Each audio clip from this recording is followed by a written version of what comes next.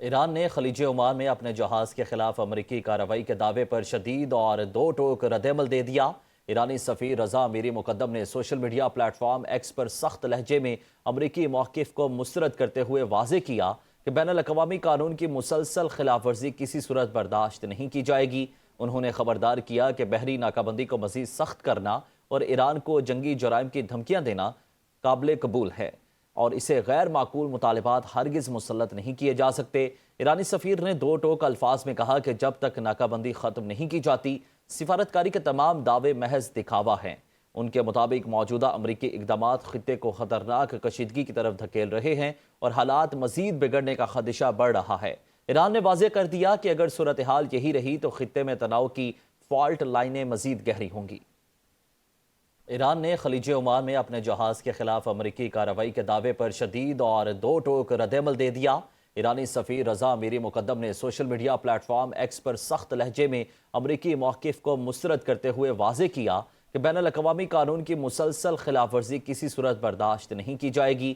انہوں نے خبردار کیا کہ بحری ناکہ بندی کو مزید سخت کرنا اور ایران کو جنگی جرائم کی دھمکیاں دینا قابل قبول ہے اور اسے غیر معقول مطالبات ہرگز مسلط نہیں کیے جا سکتے۔ ایرانی سفیر نے دو ٹوک الفاظ میں کہا کہ جب تک ناکہ بندی ختم نہیں کی جاتی، سفارتکاری کے تمام دعوے محض دکھاوا ہیں۔ ان کے مطابق موجودہ امریکی اقدامات خطے کو خطرناک کشیدگی کی طرف دھکیل رہے ہیں اور حالات مزید بگڑنے کا خدشہ بڑھ رہا ہے۔ ایران نے واضح کر دیا کہ اگر صورتحال یہی رہی تو خطے میں تناؤ کی فالٹ لائنیں مزید گہری ہوں گی۔ ایران کا امریکہ کے ساتھ مذاکرات جاری رکھنے کا اعلان۔ ایرانی پارلیمان کی نیشنل سیکورٹی کمیٹی کے سربراہ ابراہیم عزیزی کا کہنا ہے کہ ایران نے اپنی ریڈ لائنز واضح کر دی ہیں، تاہم مذاکرات کا عمل جاری رکھا جائے گا۔ الجزیرہ کو دیے گئے انٹرویو میں انہوں نے واضح کیا کہ مذاکرات کا مطلب یہ نہیں کہ ایران کسی بھی قیمت پر بات چیت کرے گا، بلکہ طے شدہ حدود کا احترام لازمی ہوگا۔ لبنان میں جنگ بندی اور منجمد اثاثوں کی بحالی بنیادی شرائط میں شامل ہے۔ انہوں نے کہا کہ امریکہ اور اسرائیل ان شرائط کا احترام نہ کریں تو اس کے نتائج برآمد ہوں گے۔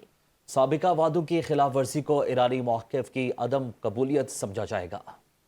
ایران کا امریکہ کے ساتھ مذاکرات جاری رکھنے کا اعلان۔ ایرانی پارلیمان کی نیشنل سیکورٹی کمیٹی کے سربراہ ابراہیم عزیزی کا کہنا ہے کہ ایران نے اپنی ریڈ لائنز واضح کر دی ہیں، تاہم مذاکرات کا عمل جاری رکھا جائے گا۔ الجزیرہ کو دیے گئے انٹرویو میں انہوں نے واضح کیا کہ مذاکرات کا مطلب یہ نہیں کہ ایران کسی بھی قیمت پر بات چیت کرے گا، بلکہ طے شدہ حدود کا احترام لازمی ہوگا۔ لبنان میں جنگ بندی اور منجمد اثاثوں کی بحالی بنیادی شرائط میں شامل ہے۔ انہوں نے کہا کہ امریکہ اور اسرائیل ان شرائط کا احترام نہ کریں تو اس کے نتائج برآمد ہوں گے۔ سابقہ وعدوں کی خلاف ورزی کو ایرانی موقف کی عدم قبولیت سمجھا جائے گا۔ ایران امریکہ مذاکرات کا دوسرا دور۔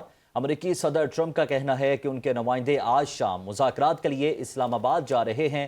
بی بی سی کے مطابق مذاکرات کے لیے امریکی وفد دو مرحلوں میں پاکستان پہنچے گا۔ پہلے مرحلے میں سٹیو وٹکاف اور جیریڈ کشنر اسلام آباد آئیں گے۔ دوسرے مرحلے میں نائب صدر جے ڈی وینس مذاکرات میں شامل ہوں گے۔ صدر ٹرمپ نے سٹیو وٹکاف اور جیریڈ کشنر کی مذاکرات میں شرکت کی تصدیق کر دی۔ ٹروتھ سوشل پر بیان میں صدر ٹرمپ نے کہا کہ ایران کو بہت اچھی ڈیل آفر کی ہے، امید ہے وہ اسے قبول کرے گا۔ ایران سے امن معاہدہ ہو سکتا ہے، چاہے وہ دوستانہ انداز میں ہو یا مشکل طریقے سے۔ آبنہ ہرمز کی بندی سے ایران کو یومیہ $50 کروڑ کا نقصان ہو رہا ہے۔ ڈیل نہ ہونے پر ایرانی بجلی گھروں اور پلوں کو اڑانے کی دھمکی بھی دی۔ ایران امریکہ مذاکرات کا دوسرا دور۔ امریکی صدر ٹرمپ کا کہنا ہے کہ ان کے نمائندے آج شام مذاکرات کے لیے اسلام آباد جا رہے ہیں۔ بی بی سی کے مطابق مذاکرات کے لیے امریکی وفد دو مرحلوں میں پاکستان پہنچے گا۔ پہلے مرحلے میں سٹیو وٹکاف اور جیریڈ کشنر اسلام آباد آئیں گے۔ دوسرے مرحلے میں نائب صدر جے ڈی وینس مذاکرات میں شامل ہوں گے۔ صدر ٹرمپ نے سٹیو وٹکاف اور جیریڈ کشنر کی مذاکرات میں شرکت کی تصدیق کر دی۔ ٹروتھ سوشل پر بیان میں صدر ٹرمپ نے کہا کہ ایران کو بہت اچھی ڈیل آفر کی ہے، امید ہے وہ اسے قبول کرے گا۔ ایران سے امن معاہدہ ہو سکتا ہے، چاہے وہ دوستانہ انداز میں ہو یا مشکل طریقے سے۔ آبنہ ہرمز کی بندی سے ایران کو یومیہ $50 کروڑ کا نقصان ہو رہا ہے۔ ڈیل نہ ہونے پر ایرانی بجلی گھروں اور پلوں کو اڑانے کی دھمکی بھی دی۔